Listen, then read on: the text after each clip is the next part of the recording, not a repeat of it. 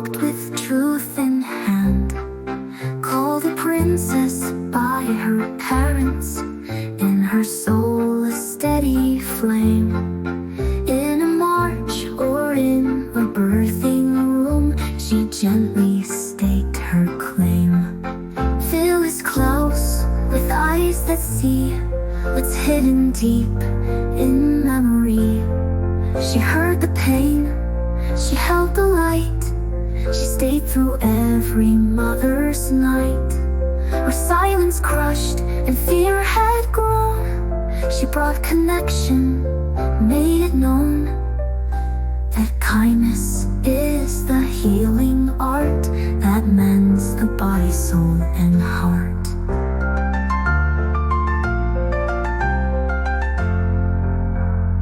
At the edge of life beginning, she stood still and watched it bloom. Where most saw only bodies, she felt stories fill the room.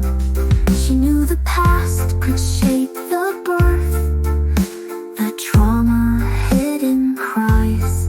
She listened close, she softened shame with presence deep and wise. Phyllis, Klaus, with hands so still, could turn the tide by strength of will, but not with force, with gentle grace. She mothered mothers into place. Before a doula had a name, she lit the path, she changed the frame.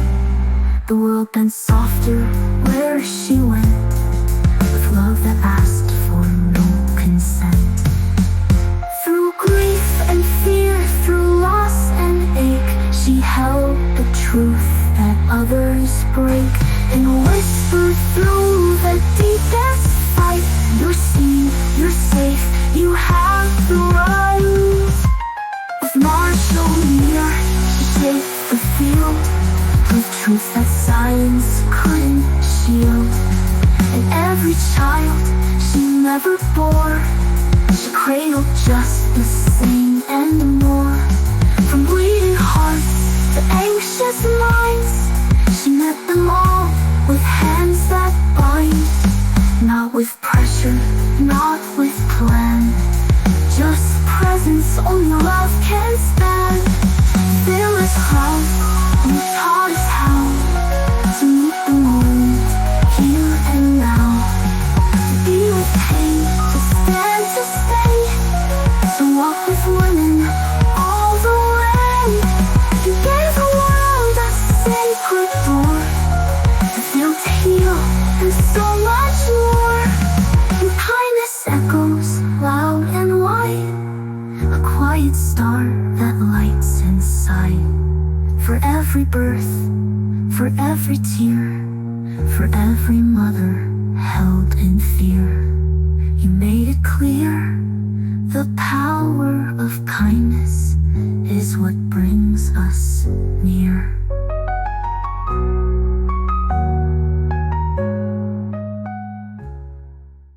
My goal is that I know more about who you are, not just what you've done, but who you are. And I have a feeling that many in the audience will have the same goal. And that makes me have to ask then questions about where you came from, who guided you, who you followed up on, and as well as what your lived experiences were in education and just in life. So the first question I want to ask you comes from a surprise discovery that you were in the 50s, when Ike was still president, a bit of an activist at Vassar. Yeah. And that caught me off guard because very few of us were then. And I couldn't quite picture you out marching on the streets. So can you teach us anything about activism in the 50s in your life? Yes, I loved to march.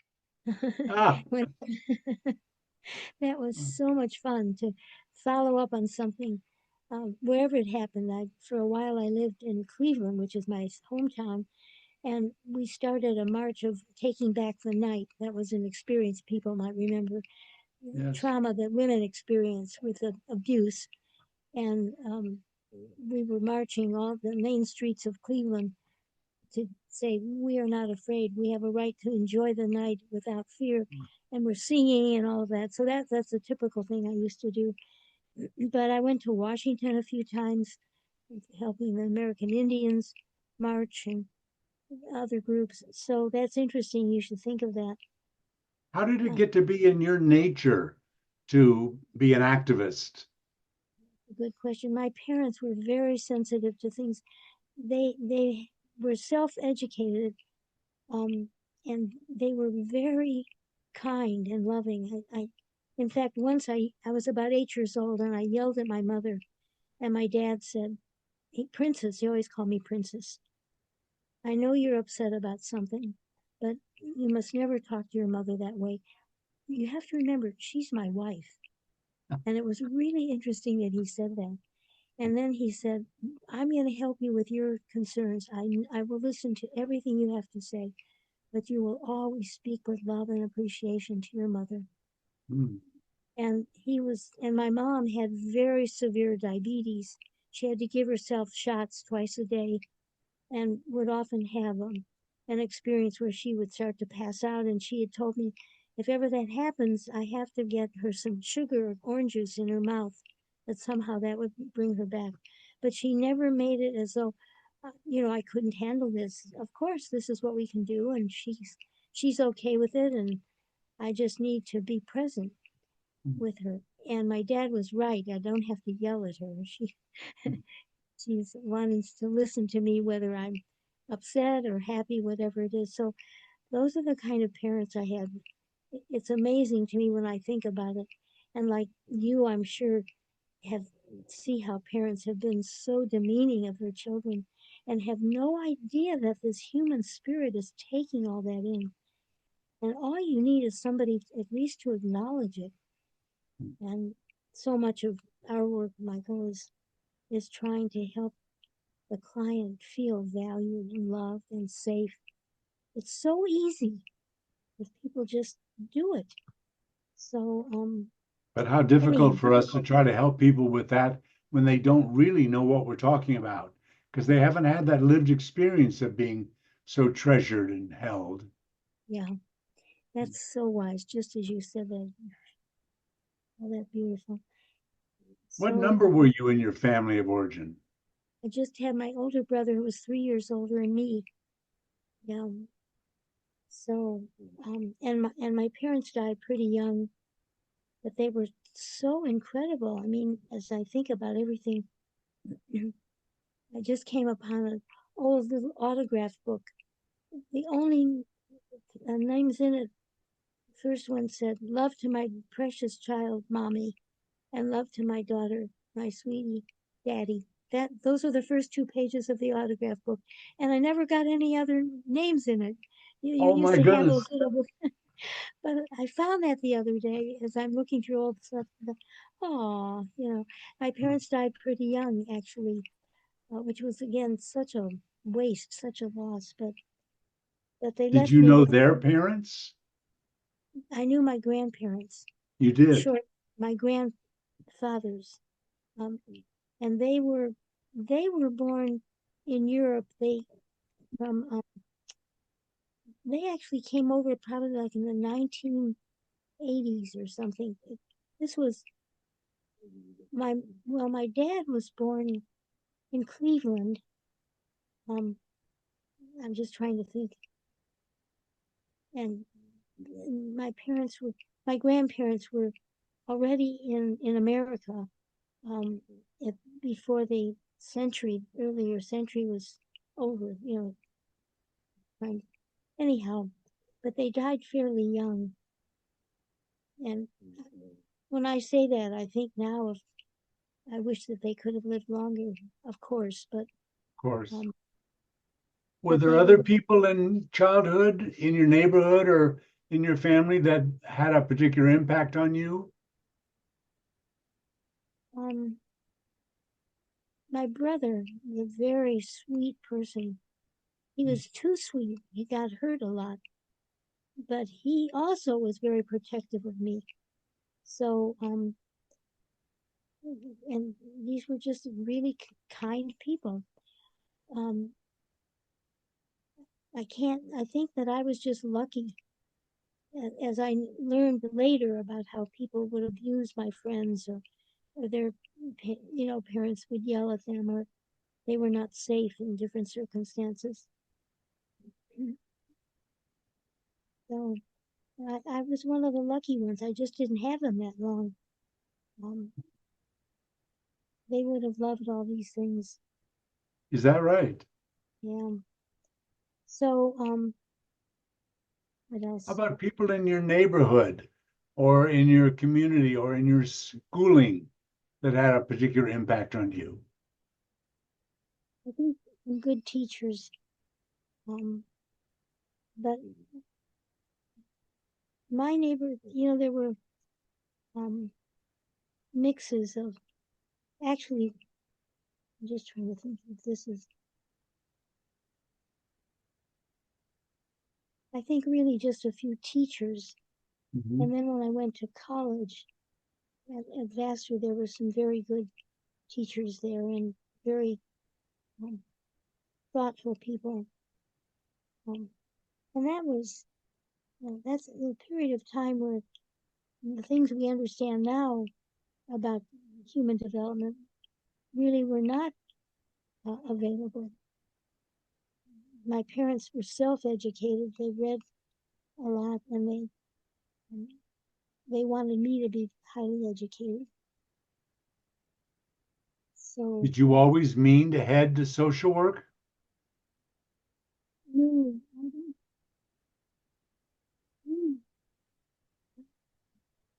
it's first a French teacher.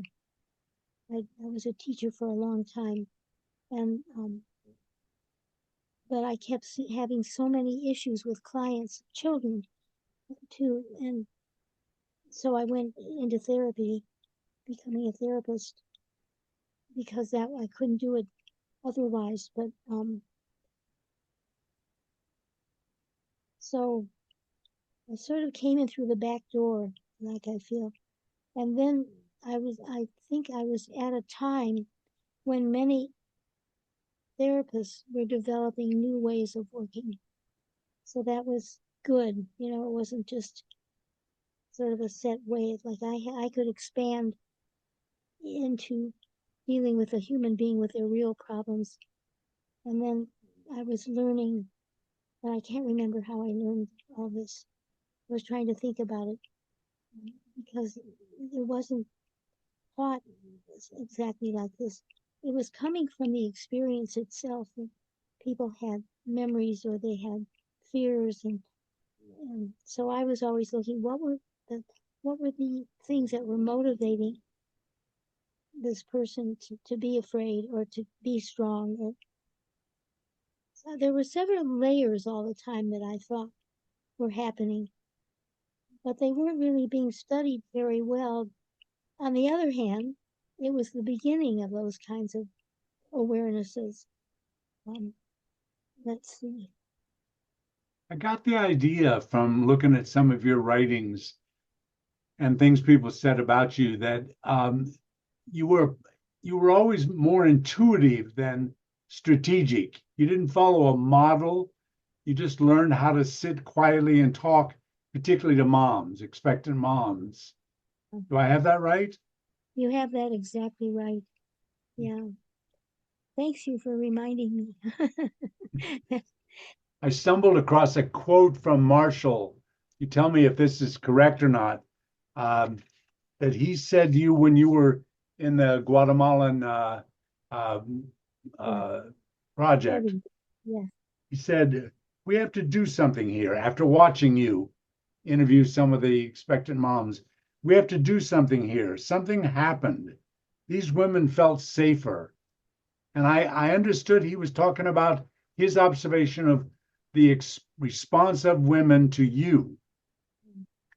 Is that That's right? right. Yes, that's right. And I do want to say that I'm so glad you mentioned Marshall. Marshall became this major influence for me. And you're absolutely right. I would go with Marshall and John Kennel as they would go to different places to work on their studies. And I was invited to go along.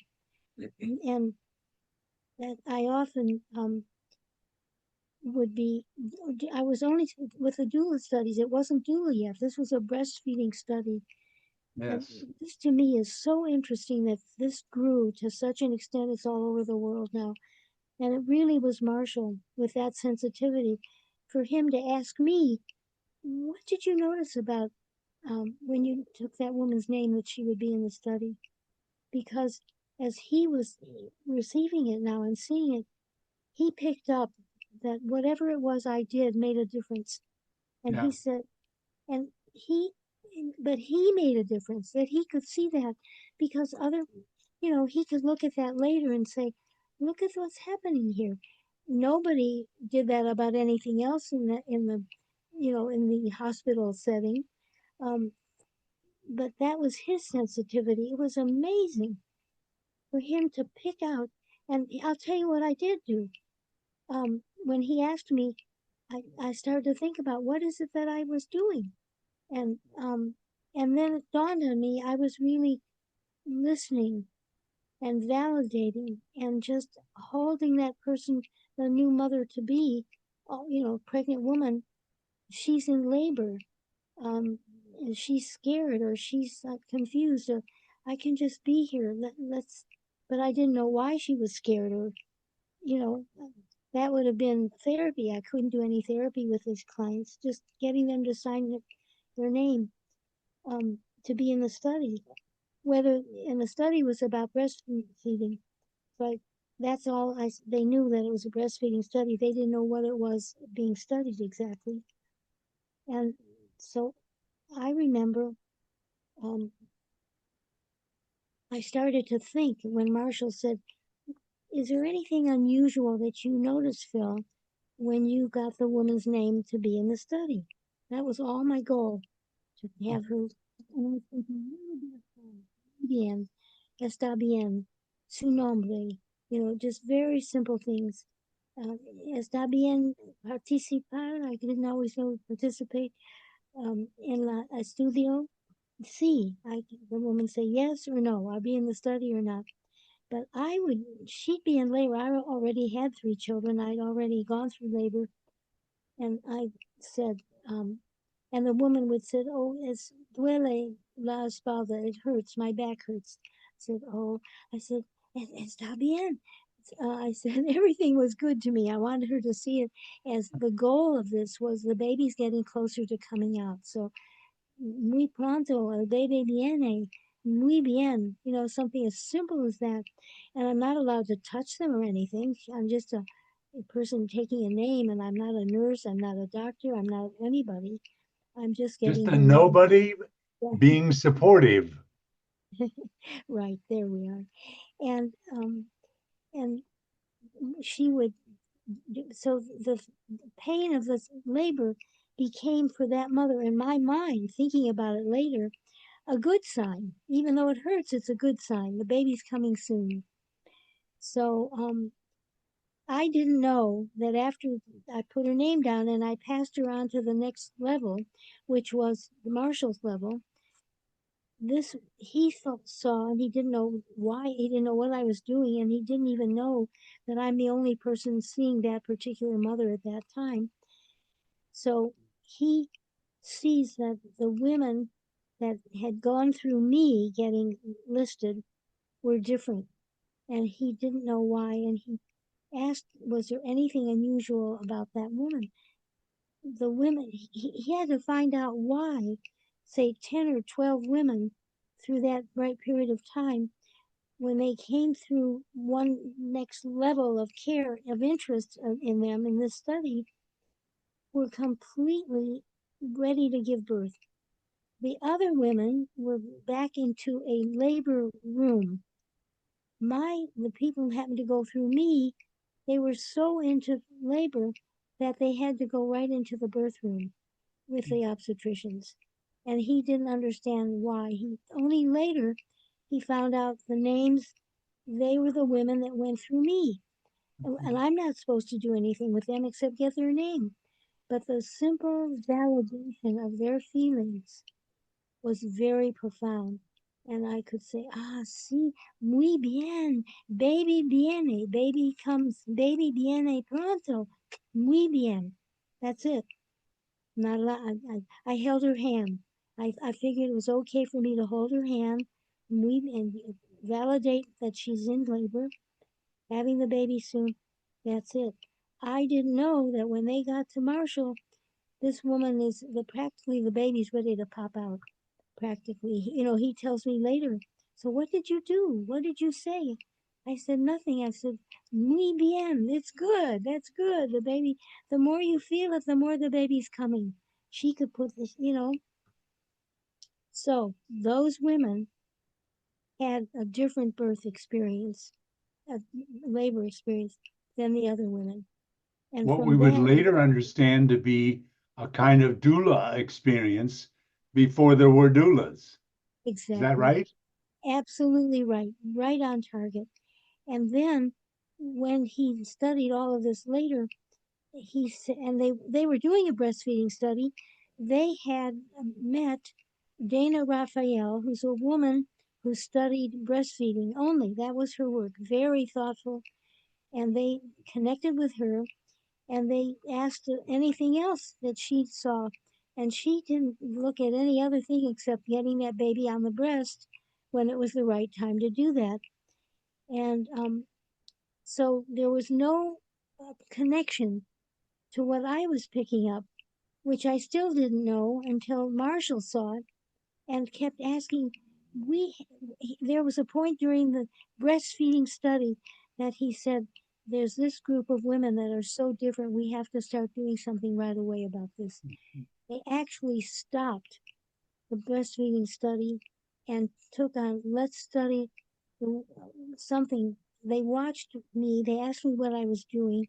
They asked the other women who were taking notes and signing up the women. I wasn't the only one. And the difference was there. They could see that whatever it was, these mothers got something different from being heard, seen, validated their experience and their feelings. He put that together.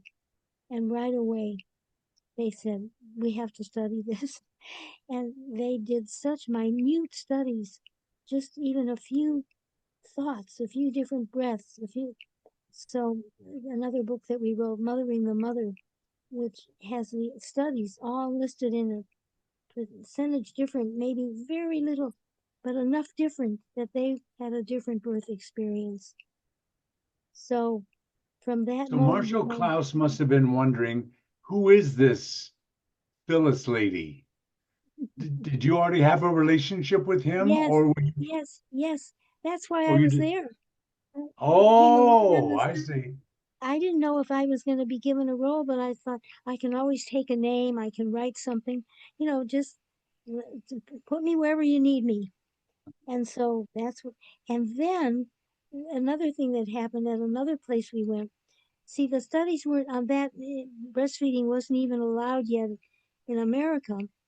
But now that Marshall had this, you know, pile of names that were delivered very quickly for no different reason except having gone through me, um, this he had to. They actually stopped the study after a while. They had so many proofs of this baby ready to come out. They had to let that happen. But Dana Raphael, her work was the breastfeeding information.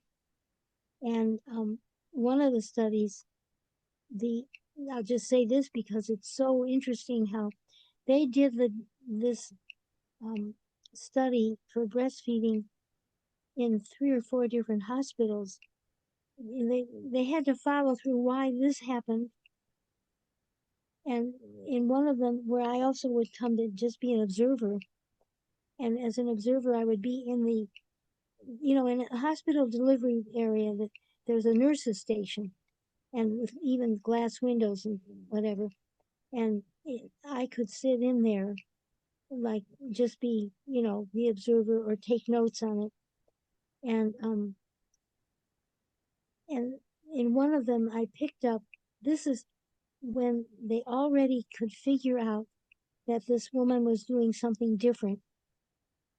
So this is later on, but it was, the early studies were all done in South America because they weren't yet ready to, it wasn't a study yet. It was trying to get breastfeeding going. But when they started to change the role, I'm trying to remember this point. Why did I want to bring this up? The head nurse was very happy to have the study, but and let me just, this is what it was. The nurses were divided just by chance. One name, nobody knew the names. This name had a hidden name in an envelope, went to this group, this name went to this group. This is when they were starting to look at what some differences were in these mothers joining the study. And I'm sitting in that nurse's station just watching. And I don't want to say the name of this hospital or even what, but it was in America. This is the first time they were getting the American study going. And I'm watching the head nurse watching her nurses handling the mothers. And she's saying to the nurses, do you see that nurse, your friend, the nurse over there? Why don't you just see what she's doing and see if you can do what she's doing? Because she's seeming to have some better result. And this is to nurses. Now, nurses could touch their patients. They could do this. I couldn't. I'm just from this outside person, writing down names. But I'm watching now what that nurse was told to do. And the head nurse had said to the nurses who were divided randomly to get the names of people interested in being in the study. And she was saying to her nurses, why don't you do what that woman's doing, what that nurse is doing? Just kind of watch for a while and do what she's doing. So she was already picking up that the nurses who got the permission from the mothers were different in how they treated the mothers. And I'm watching this and I'm saying, no, you're not supposed to do that. I'm thinking to myself, just do what your project was, just get the name. So the American nurses were already divided. That Marshall had, they didn't say why. They just put the names of, they were told to get this information. And when I'm picking up now that the head nurse is noticing now that the mothers who are being treated a little differently have a different result. She's seeing it. It's very subtle. It's like 1/9% of something. Anyhow, I told Marshall, I said, the head nurse likes what the doula helper nurse is doing. And she's reminding them to do that. And she's having the others do it. And I think it's going to affect the study. And it did. They had to stop the study. So that, aspect of being with a woman in labor with just some kind words or some validation, and now these are nurses who are divided into nurses that help and nurses that just, take information. And they had to stop the study because that difference already made a difference. And the head nurse meant it well. She meant well. She said, I saw her once say it. I sort of walked by as she was talking to some of the nurses, and she would say, just validate the woman that she's in labor. Just let her know that's a good thing. And This that's phrase that you used a minute ago, mothering the mother, wasn't a common phrase back then, was it? No. Yeah. So that's when our first book we wrote together was called Mothering the Mother. There was one copy left in the, and I brought it out the other day.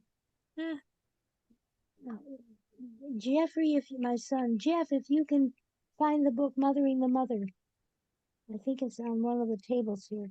Oh, yes, yes, yes, yes, yes. Um, anyhow, um, You anyhow, probably it, know that that's a phrase that Freiberg often used later to describe our position vis-a-vis the patient on a home visit. We were there mm, to do for her what we wanted her to do for the baby. oh, yeah, yeah. So I think, those of us who were able to see that finally, that made a difference. And that made a difference through 3 or 4 different studies. So it didn't matter if the birthing mother had somebody with her. It's, sometimes people came with a partner or their mother or somebody to help. But what that person did or didn't do was what made the difference. That is so profound when you think about it.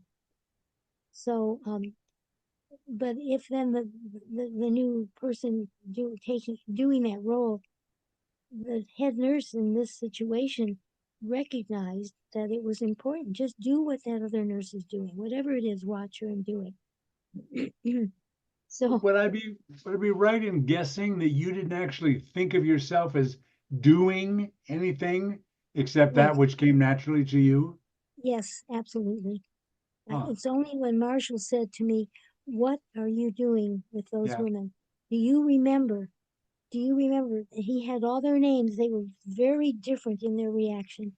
And he signed them up to be the study that got that extra help, or however they named it, because they didn't have the doula name yet. And but they came to the name through Dana Raphael because she studied this person in Greece, where the women who gave birth had, and she was trying to get breastfeeding going. That was the big thing in this country.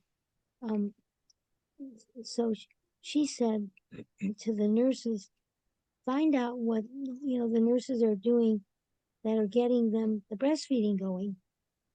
And then she would say to the other nurses who were just taking the names, why don't you watch and see what Sally, that nurse, is doing, that she's in another group of nurses doing something different.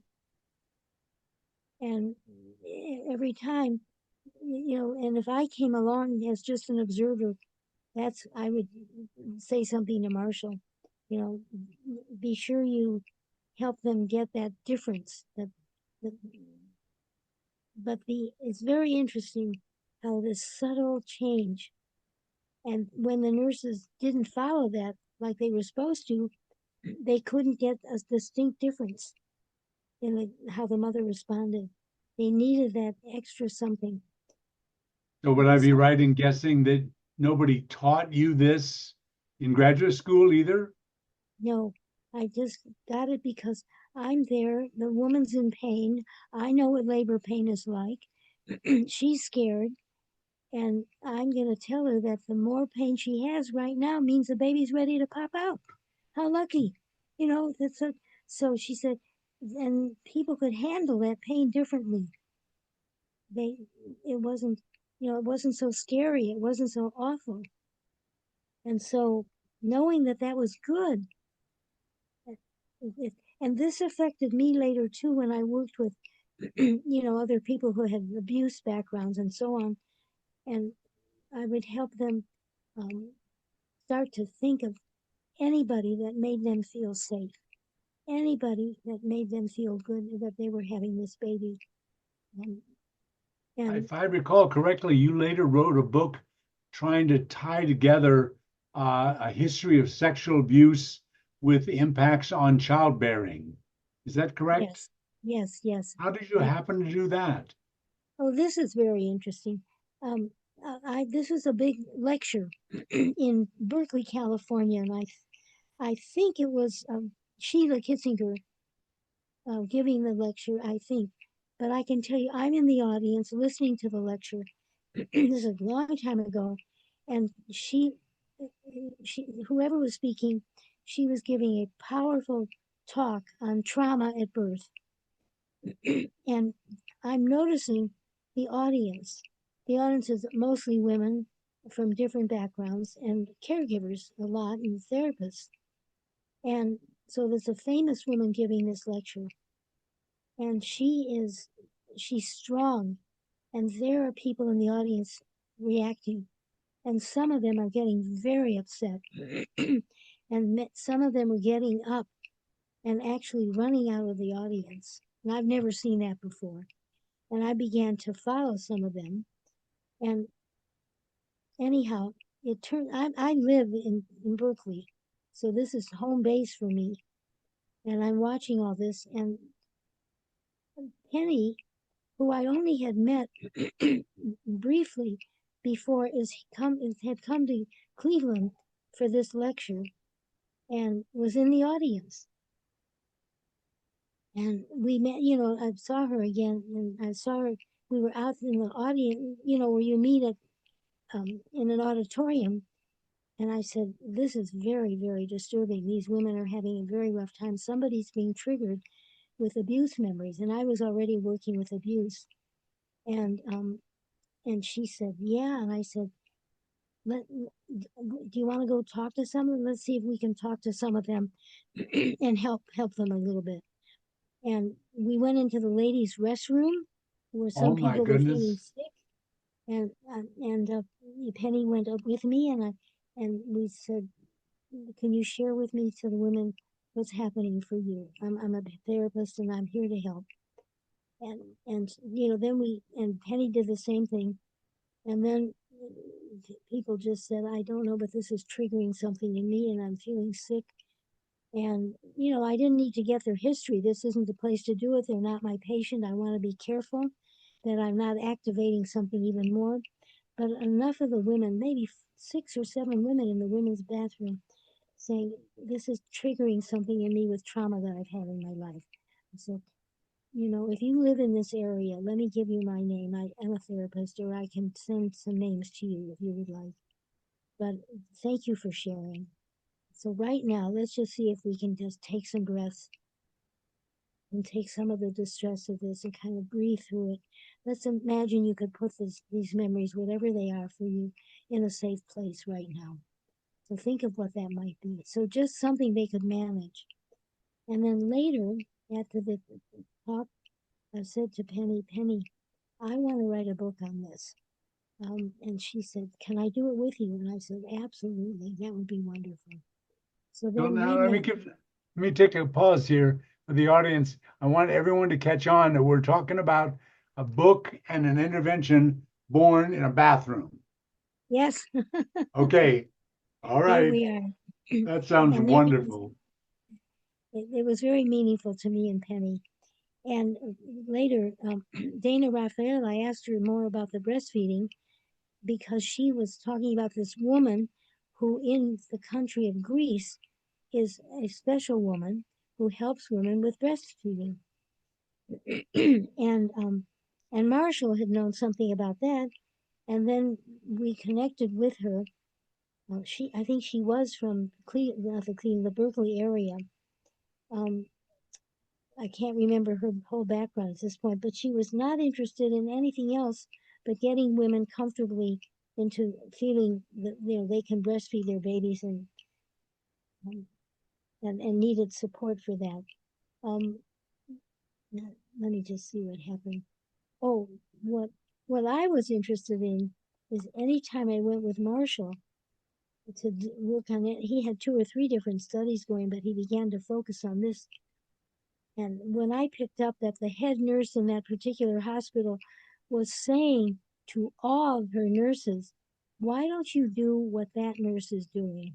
Just watch for a bit. Don't make a big thing of it. Just kind of go by and listen a little or something. So when I heard that, I said, Marshall, you're going to have to stop the study, because I think this head nurse means well. She means well, but she's encouraging the women who've been upset and frightened, and I think that it can affect the study. And Dana Raphael, um, unbeknownst to her that this was happening, I'm just watching all this. So I think that these kind of studies are very delicate. They're very sensitive. And this opened up so much more to me because it opened up being able to be a therapist to many, many women who now can recognize that there's been trauma and it's hurting you. And I can give you some names of therapists who can work with this. My name, if you wish. I'm not taking patients.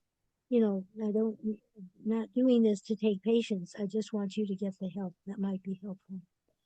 So I can direct you with names and where some people might be doing the work to help you. And if you came to see me because I'm working on this, and then what is it about, what is it we're especially looking for? We don't even know all yet until we learn more about it from the women.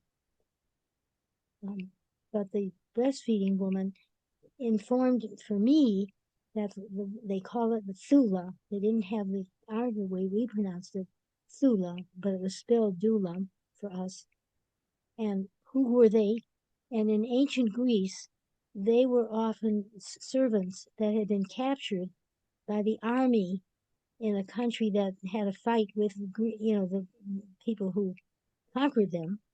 So that was their role, to be helpful to the mother. If they got captured, they were like a servant, and this was their role. So to recognize the different ways that this doula was used, so it wasn't really a happy role because she was a prisoner in a way. And when I first started, I gave some talks in Greece on what we were noticing, and some of my Greek colleagues, friends, were,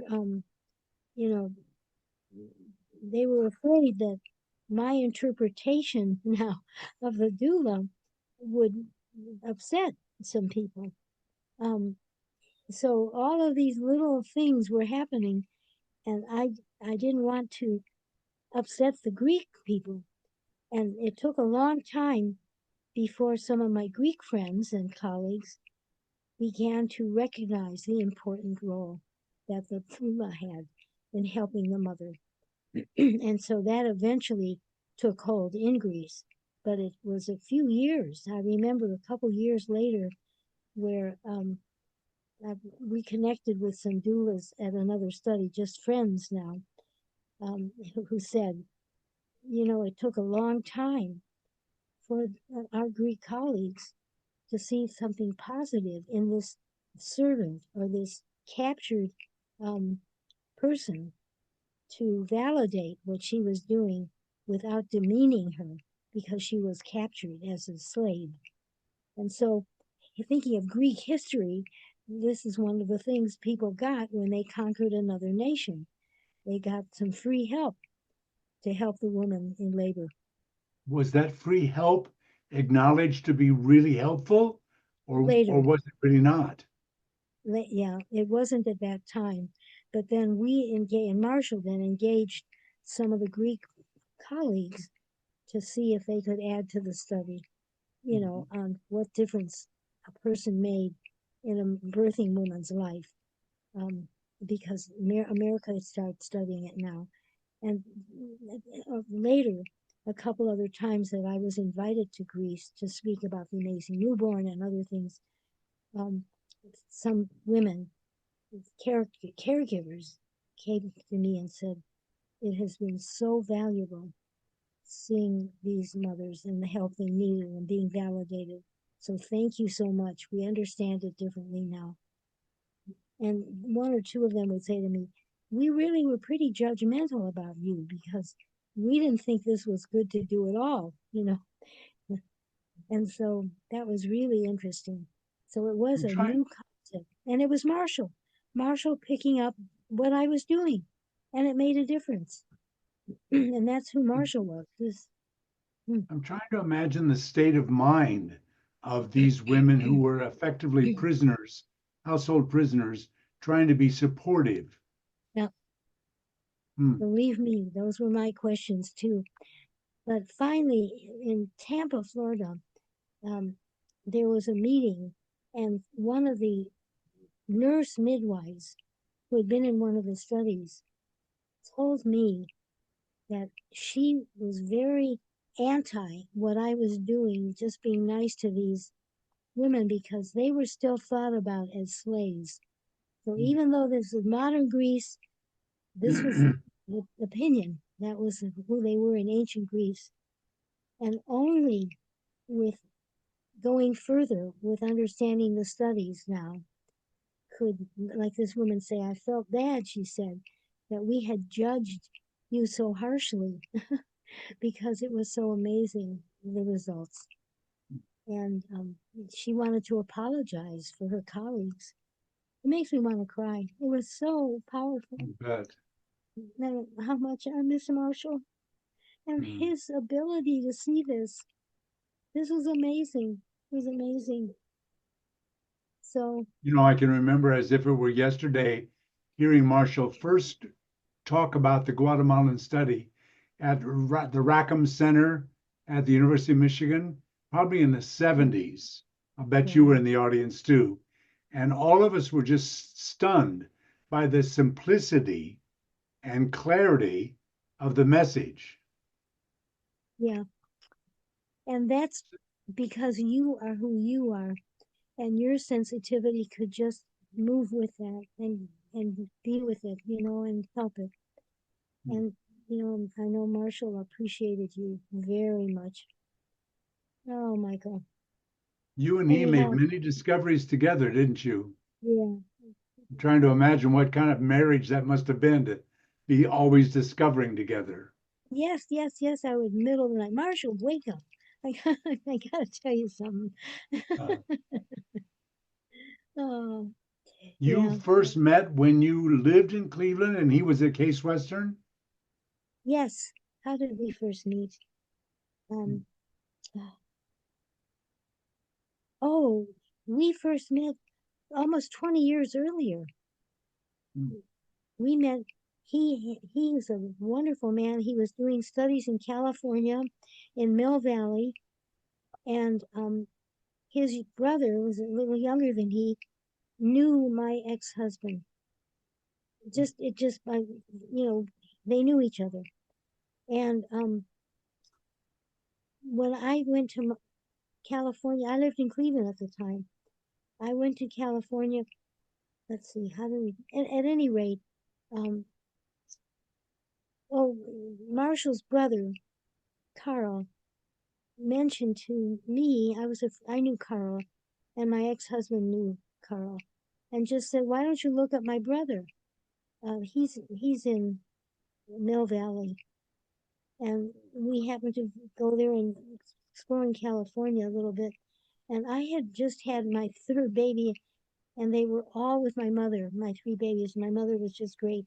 And Marshall and I took a week's, not, we took a little, not Marshall. Yeah, as we were married, we took a little vacation. My mother wanted me to have a week's trip somewhere. Anyhow, um, that's how I met Marshall, and I saw him as a very loving father, a very good person who was very interested in similar things that I was. And we talked, and that was it. Didn't think about him for the next 10 years or 12, 13, 14 years, something like that. By that time, he was back in Cleveland, and I didn't even know that. And it's one of those cute stories, I mean, how we met again. And evidently, he was divorced at this time. I was divorced. And so we happened to meet. I had a little office in a restaurant in it where my clients often came and would sit and have a bowl of soup before they saw me. Um, so I mean, it's just a kind of a sweet story. But Marshall happened to be in that little place with a date. And I said, "Oh, are you Marshall Klaus?" And, "Oh, yeah, are you Phyllis? Oh, nice to see you." And, "Yeah, I have an office upstairs." And it happened to be a wintry day in Cleveland. So there was snow and everything. And I had this big wool cape, which I wrapped myself in. And I had a client a little later that day. So I had come in the door of the office, and I saw Marshall there, and he was with this nice woman who happened to be a client of mine. Oh It my was gosh. Oh no. it was one of Oh, these strange situations, and I hadn't seen Marshall at all for several months or whatever. And I thought he lived in California, and he had at the time, but now he was back in Cleveland, which I didn't know anything about at all. And it was one of those moments. You know. At any rate, the Marshall called me that night, and he evidently had tried all different ways to try to find my number, and oh, that was really cute. I mean, I found out later, and he um, that when he called me, the minute I said, "Oh, how nice to hear from you," but are you going with that woman? I'm a feminist. I'm not going to date anybody who's with some other woman, you know. So he said, no, it was a blind date. I was fixed up with her. She was a kindergarten teacher. So somebody knew this about my client who wasn't coming to see me. She happened to be with Marshall because he invited her. You know, they had just met. And he called me. He said, no, it was a blind date. He was very honorable about that. He said, oh, no, I wouldn't have dated somebody that knew you or was dating you. That wouldn't have been right. So, at any rate, he said, so could you go out? Can I take you out to dinner? I said, okay. You know, it was just really sweet. And it was one of those things where we went to a Chinese restaurant, and it was kind of like love at first sight. You know, it was like unbelievable, the feelings. And we sort of were connected from that moment on. So that's how I met did he Marshall. ever exclaim over how short you are? Yes. But I was taller then. I have Oh, you lost were. about, yes, I have lost about 4 inches. So I was 5'4", but then I was like 5'1" when I Uh, was already changing a great deal in my, you and know, Marshall's every bit of 6 feet, right? yes, yes. And then he had began to reduce later, you know, with getting older and becoming more um, less strong.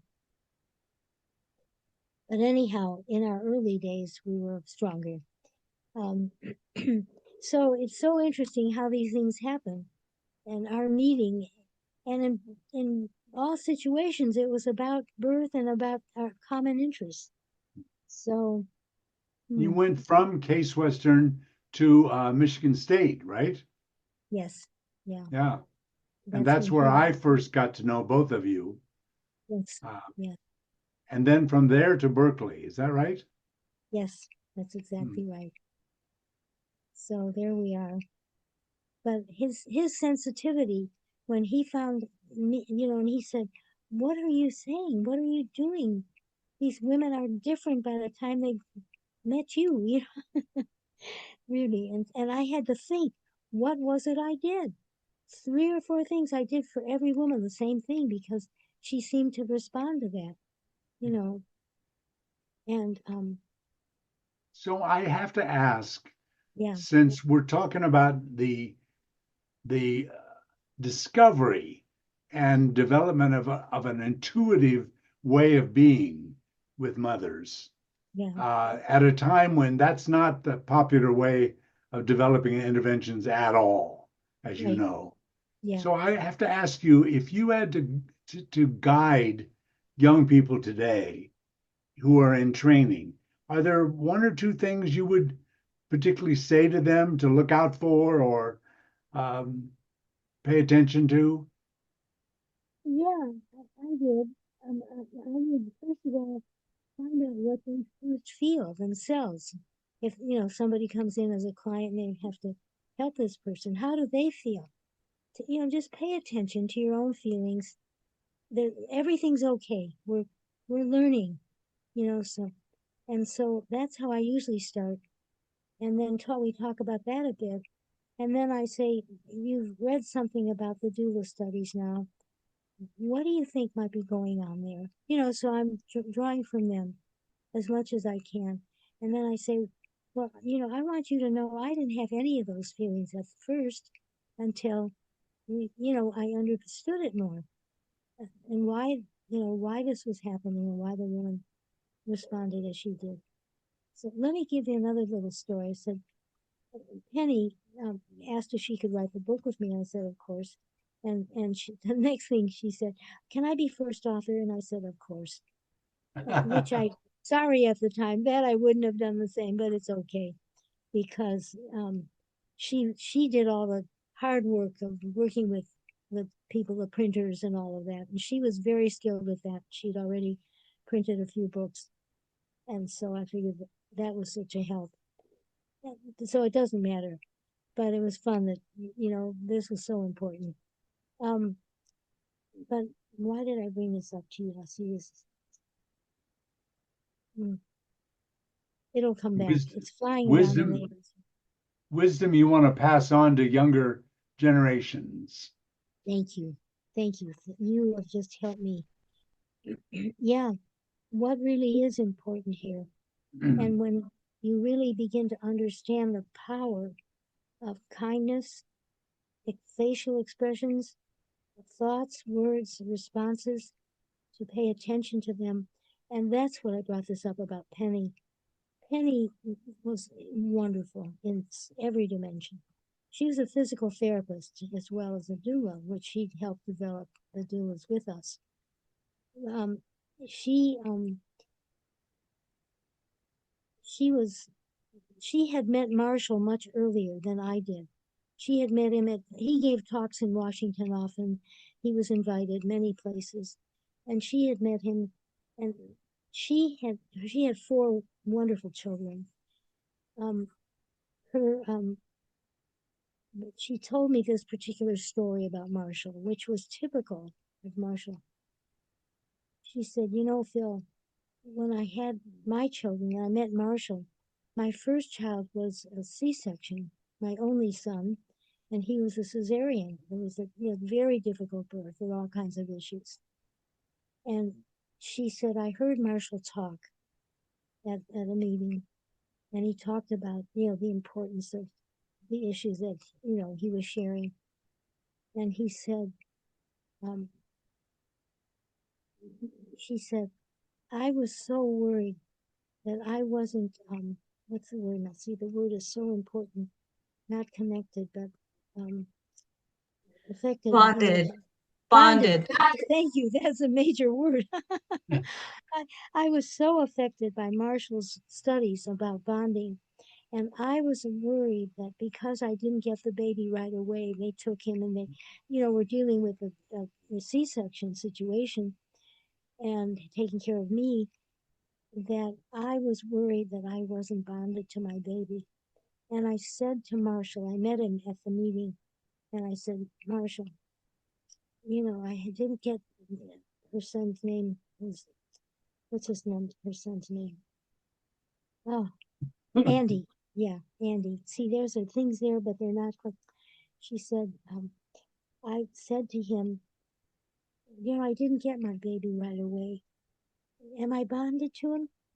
And the marshal said to me in the most just beautiful, thoughtful, kind voice, you're already bonded.